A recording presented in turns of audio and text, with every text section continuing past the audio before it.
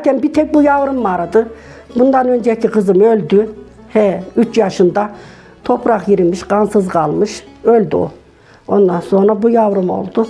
İşte bu yavruyla da oturduk, kalktık, dertleştik. Ne bileyim, bu küçüklüğü biraz sivil geçti.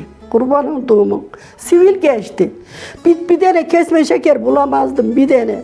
Kesme şekerle yalancı memeyi almadan uyumazdı.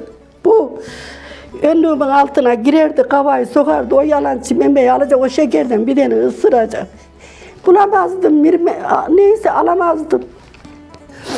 O gece onu nasıl idare edeceğim, buna bir şekeri nereden bulacağım diye delirirdim.